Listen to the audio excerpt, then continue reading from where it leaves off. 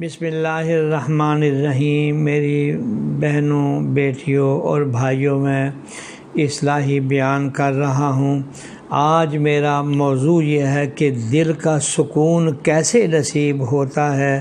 اس سلسلے میں رسول اللہ صلی اللہ علیہ وسلم نے ارشاد فرمایا، جہاں کہیں اللہ کے بندے اللہ کا ذکر کرتے ہیں تو لازمی طور پر فرشتے ہر طرف سے ان کے ارد گرد جمع ہو جاتے ہیں اور ان کو گھیر لیتے ہیں، اور رحمت الہی ان کو ڈھانپ لیتی ہے اور ان پر سکینہ اطمینان کی کیفیت نازل ہوتی ہے، اور اللہ تعالیٰ اپنے ملائکہ میں ان کا ذکر فرماتے ہیں۔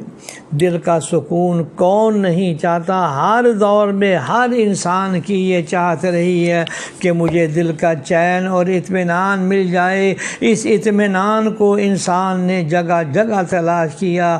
کسی نے مختلف رسالوں اور کتابوں کے پڑھنے میں سکون پایا، کسی نے سیر و تفریح کے مقامات میں جا کر اطمینان پایا، کسی نے باغات میں جا کر درختوں اور پودوں کے درمیان گھوم پھر کر اور پھولوں کے رنگ و بو میں سکون تلاش کیا، کسی نے کھیل کود اور جدید تفریحی آلات کے ذریعے سکون و اطمینان پانے کی کوشش کی۔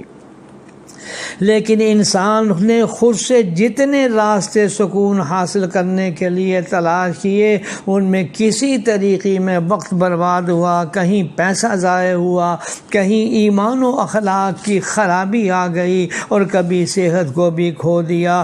یہ درست ہے کہ ان چیزوں میں بھی وقتی طور پر سکون ملتا ہے، لیکن خالق کائنات جس نے ہمارے جسم کی مشین کو بنایا، اس ذات حکیم و خبیر نے ہمیں رسول اکرم صلی اللہ علیہ وسلم کی سیرت مبارکہ کے ذریعے سکون حاصل کرنے کی بہترین تعلیم عطا فرمائی۔ سورہ رعد کی 28ویں آیت میں فرمایا، الا بذکر اللہ تطمئن القلوب۔ لوگوں آگاہ ہو جاؤ، غور سے سن لو کہ اللہ کی یاد سے دلوں کو اطمینان نصیب ہوتا ہے۔ اطمینان قلب ایک بہت بڑی نعمت ہے، اسے دولت سے نہیں خریدا جا سکتا۔ مادیت پرستی کی دوڑ میں انسان سکون کے لیے بے قرار ہے۔ اس نعمت کو حاصل کرنے کا آسان طریقہ اللہ تعالیٰ سے تعلق قائم کرنا اور اس کی یاد دل میں بسا لینا ہے۔ دنیا میں کوئی ایسی دکان آپ کو نہیں ملے گی اور آپ جا کر وہاں کہیں کہ مجھے آدھا چھٹانک سکون دے دو۔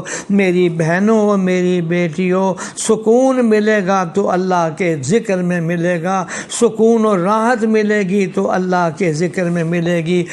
حضرت صلی اللہ علیہ وسلم کی ایک حدیث ہے جس کا ترجمہ یہ ہے کہ جس کی نیت اور اس کا مقصد اپنی تمام تر کوشش سے طلب آخرت ہو تو اللہ تعالیٰ اس کے دل کو بے نیازی یعنی مخلوق کا محتاج نہ ہونا اور دل کا اطمینان نصیب فرما دیتے ہیں۔